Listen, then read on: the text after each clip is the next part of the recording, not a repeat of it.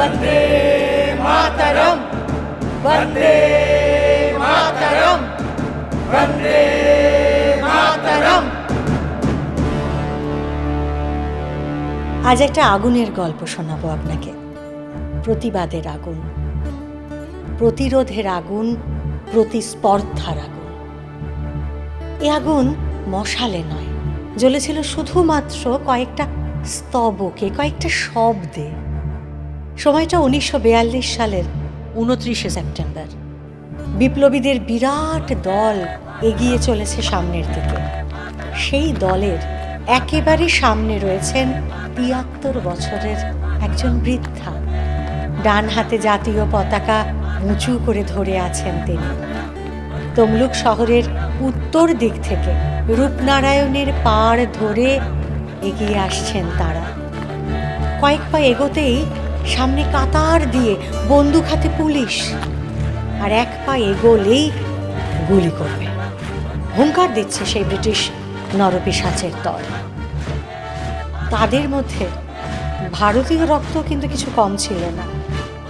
বিপ্লবীদের দল থেকে ছোট্ট লক্ষ্মীনারায়ণ ছুটতে গিয়ে ব্রিটিশ অফিসারের বন্দুক কেড়ে নিতে গেল। সেই বন্দুকেরই বাঁট দিয়ে চোখের সামনে তারা থেঁতলে খুন করল লক্ষ্মীনারায়ণকে। মিছিল এবার ছত্রভঙ্গ, উত্তেজনা চরমে। শুধু সেই বৃদ্ধা, 73 বছরের বৃদ্ধা বজ্রকণ্ঠে চিৎকার করে উঠলেন, থানা কোন দিকে? আমি সেখানে যাব। তোমরা কেউ না যাও, আমি একা যাব। পিশাচের বন্দুক তো আর বয়স নয়, শুধু রক্ত বোঝে। গর্জে উঠল বন্দুক। বৃদ্ধার ডান হাত ফুঁড়ে গুলি বেরিয়ে চলে গেল। বাঁ হাত দিয়েও প্রাণপণে ডান হাতের পতাকা তিনি উঁচুতে তুলে রইলেন। পতাকা যেন মাটিতে না ঠেকে। এগোচ্ছেন এগোচ্ছেন অকুত ভয়ে সেই 73 বছরের বৃদ্ধা। আবারও গুলি। পুড়ে গেল তার ডান হাত। তখনও বুকের মধ্যে আগলে নিয়েছেন জাতীয় পতাকা সন্তানের মতো। আরও একটা গুলি। পুড়ে গেল কপাল। সন্তানকে কোলে নিয়েই লুটিয়ে পড়লেন বৃদ্ধা। ক্ষীণ, অতি ক্ষীণ কণ্ঠে উচ্চারণ করলেন সেই অমোঘ উচ্চারণ, বন্দে মাতরম। রক্তে ভেসে যাওয়া শরীরটা এবার নিথর হল। নিথর হলেন মাতঙ্গিনী হাজরা। বন্দে মাতরম। সুজলম সুফলম মলয়জ শীতলম শস্য শ্যামলম মাতরম। বন্দে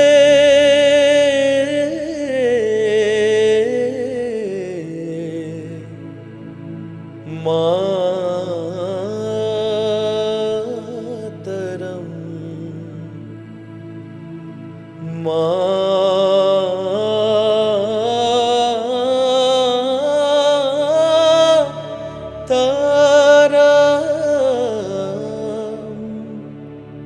বন্দে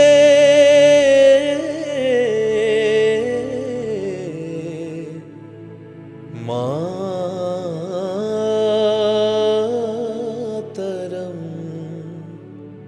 সুজলাম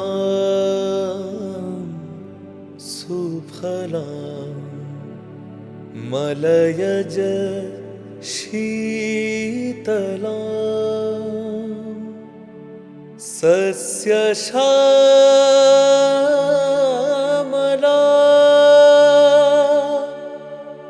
মাতরম।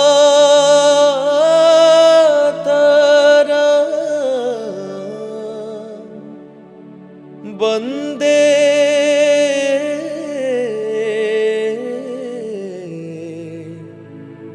মাতরম।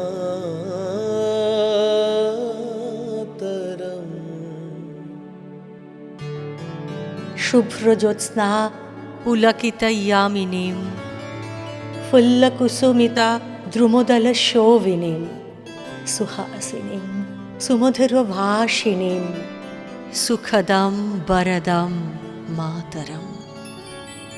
शुभ्रयोत्स्ना पुलकितयामिनी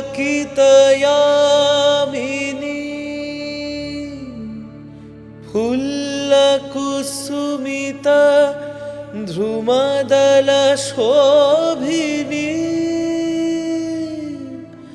सुभाषिनी सुमधुरभाषिनी सुहासिनी सुमधुरभाषिनी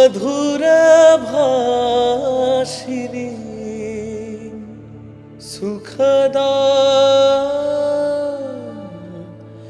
वरदा मातरम्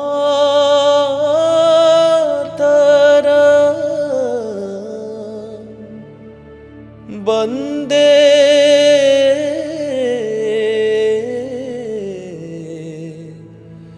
मातरम्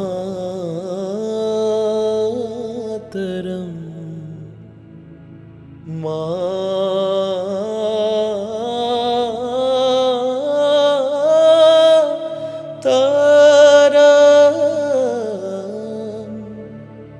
वन्दे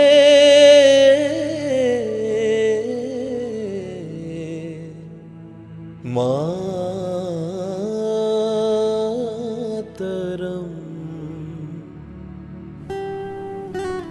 বঙ্কিমচন্দ্র চট্টোপাধ্যায় তাঁর বন্দে মাতরম গানটি কেন লিখেছিলেন তা অজানা। কেউ কেউ অবশ্য বলেন যে রাতের ট্রেনে যেতে যেতে প্রকৃতির আশ্চর্য রূপ দেখতে দেখতে তিনি বিহ্বল হয়ে গানটি লিখেছিলেন। আবার কেউ বা বলেন জানেন 1771 সালে সন্ন্যাসী বিদ্রোহের মূল ধ্বনি ছিল ওম বন্দে মাতরম। সেই ধ্বনিতে উদ্বুদ্ধ হয়েছিলেন বঙ্কিমচন্দ্র। তবে প্রাণের আবেগে এ গান লেখার পরে তার ঋষির মনের চোখ তাকে কিন্তু নিশ্চয়ই অন্য কোনো ভবিষ্যৎ দেখিয়েছিল। না হলে বঙ্কিমচন্দ্র এই গানটিকে এত যত্ন করে আগলে রাখলেন কেন বলুন তো? হ্যাঁ, চট করে এই গান তিনি প্রকাশ করেননি, কিন্তু ছাপার অক্ষরে আনেননি। সাহিত্য সম্রাটের ছোট ভাই একটা অদ্ভুত ঘটনার কথা বলেছেন। সে যুগটা ছিল বঙ্গদর্শনের যুগ, আর এই পত্রিকাটি বলা বাহুল্য সেই সময়ের বাংলায় একেবারে তুমুল সাড়া ফেলেছিল। পত্রিকার সম্পাদনার দায়িত্বে ছিলেন বঙ্কিমচন্দ্র স্বয়ং। সেদিন পত্রিকা ছাপতে যাবে এমন সময় সহসম্পাদক একজন পণ্ডিত মশাই হঠাৎ দেখলেন যে একটা পাতায় একটু লেখা কম পড়ছে। সম্পাদকের কাছে খবর গেল। তিনি একটু অপেক্ষা করতে বললেন, কিন্তু অপেক্ষা করতে গেলে যে দেরি হয়ে যাবে। সম্পাদকের টেবিলে একটা গান লেখা পাতা চাপা দেওয়া ছিল। সেই গানটি পণ্ডিত মশাইয়ের খুব ভালো লেগে গেল। সেইটি ছেপে দেওয়ার অনুমতি চাইলেন তিনি। কিন্তু বঙ্কিমচন্দ্র একেবারে ছোঁ মেরে সেই পাতাখানি কেড়ে নিয়ে দেরাজে ঢুকিয়ে ফেললেন।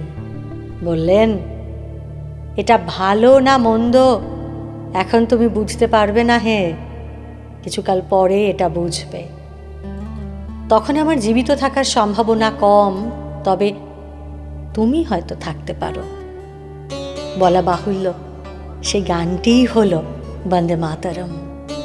তখনও কিন্তু তার আনন্দমঠ উপন্যাসটি লেখা হয়নি, জানেন। অনেক আগে বন্দে মাতরম লেখা হয়ে গিয়েছিল তার। 1882 সালে আনন্দমঠ উপন্যাসে এই গানটি সংযুক্ত করলেন বঙ্কিমচন্দ্র চট্টোপাধ্যায়। বিষ্ণুপুরী ঘরানার শিল্পী যদু ভট্ট এই গানে সুর দিলেন, আর তারপর গানের নিচে লেখা ছিল মল্লার রাগ, কাওয়ালি তাল। কিন্তু 1896 সালে জাতীয় কংগ্রেসের অধিবেশনে এই গানটি দেশ রাগে গাইলেন রবীন্দ্রনাথ ঠাকুর স্বয়ং। আর সেই প্রথমবার কোনো রাজনৈতিক প্রেক্ষাপটে বন্দে মাতরম গাওয়া হলো। দেশ রাগের সুর স্বয়ং স্রষ্টার বেশ পছন্দ হলো, মনে ধরল। আনন্দমঠের দ্বিতীয় সংস্করণ থেকে এই গানটির নিচে লেখা হতে লাগলো দেশ রাগ। তবে এক নারীর কণ্ঠে প্রথমবার স্লোগান হয়ে উঠেছিল বন্দে মাতরম। তিনি সরলা দেবী।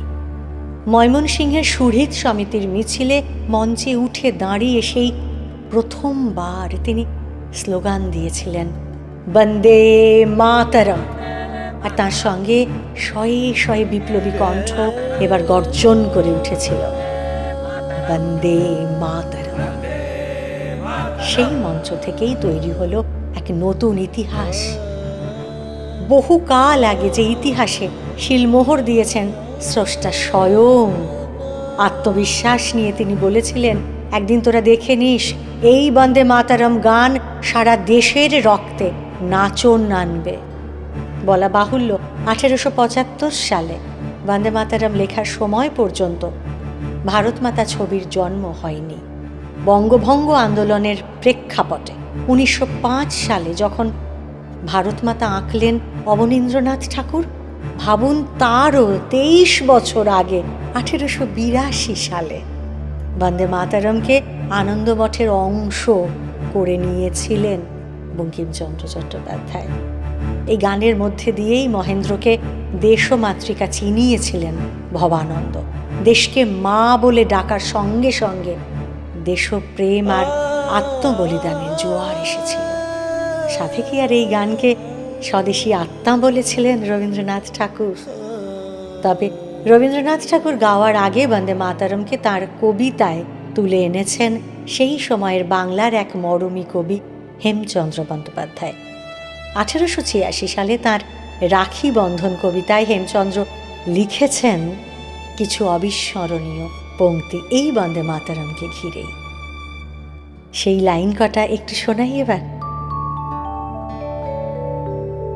কি আনন্দ আজি ভারত ভুবনে, ভারত জননে জাগিল, প্রণয় বিয়োভলে ধরে গলে গলে, গাহিল সকলে মধুর ও কাকলে, গাহিল বন্দে মাতরং সুজলং সুফলং মলয়জ শীতলং।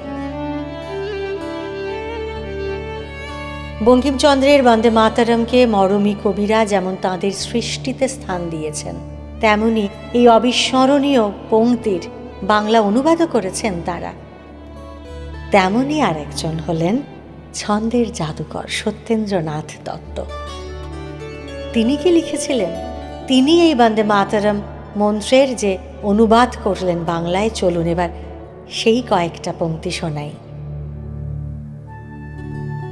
বন্দনা করি মায়ে, সুজলা সুফলা শস্য শ্যামলা, চন্দন শীতলায়, যাহার জ্যোৎস্না পুলকিত রাতি, যাহার ভূষণ বনফুল পাতি, সুহাসিনী সেই মধুর ভাসিনী, সুখদায় বরদায় বন্দনা করি মায়।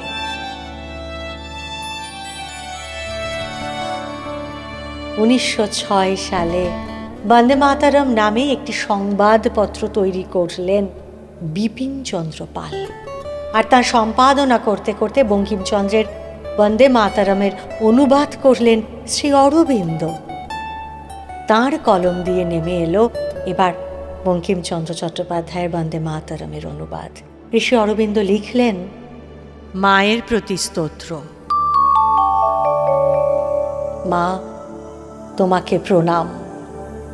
তোমার খরস্রোতা নদীতে সমৃদ্ধ, তোমার ফলের বাগানের ঝলমলে আলোয় উজ্জ্বল, তোমার মনোরম বাতাসে শীতল আন্দোলিত অন্ধকার প্রান্তর।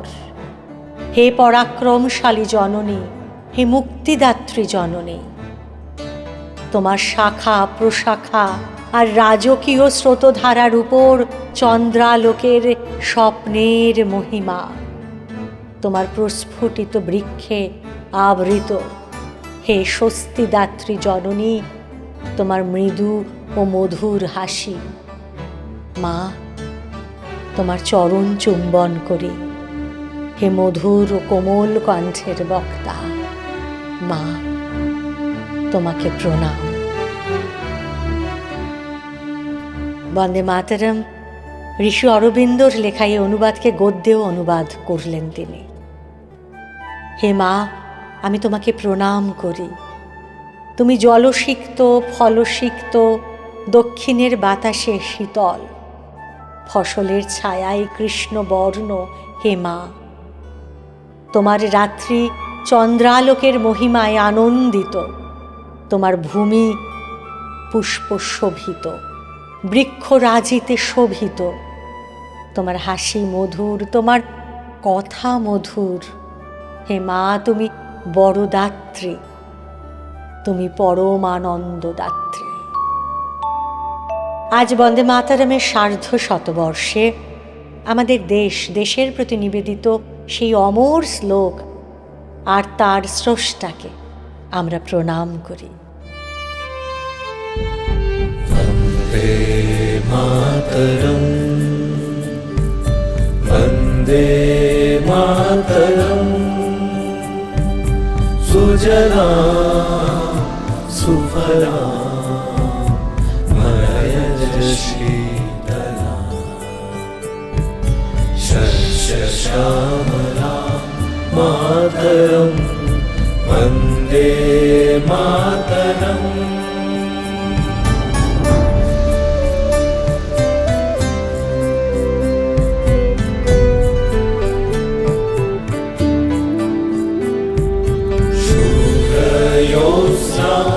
पुलकितयामिनी फुल्लकुसुमित द्रुमदलशोभिनी, सुहासिनी सुमधुरभाषिणी, सुखदां वरदां मातरं, वन्दे मातरम्,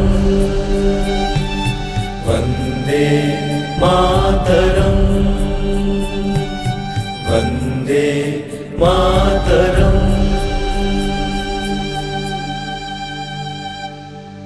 আজ আমরা একেবারে শেষ পর্যায়ে চলে এসেছি, কিন্তু মানচিত্রের সীমা বরাবর যে আত্মা আমাদের উত্তর থেকে দক্ষিণে বিরাজ করছেন, পূর্ব থেকে পশ্চিমে বিরাজ করছেন, সেই আত্মাকে মনের মধ্যে ধারণ করি আমরা। সেই আত্মার কাছে নতজানু যেন হতে পারি, আমাদের পরবর্তী প্রজন্মকে যেন নতজানু হতে শিখিয়ে যেতে পারি। তাদের হাতে যেন জাতীয় পতাকার মহিমা, তার আভিজাত্য, তার উত্তরাধিকারটা উঠিয়ে দিয়ে যেতে পারি। এভাবেই আমাদের সঙ্গে থাকুন আর শুনতে থাকুন নটার কবিতা, কাব্যে গপ্পে চমচমাট। আর দেশ মাকে ভালোবেসে যান বুক ভরে সারা জীবন ধরে।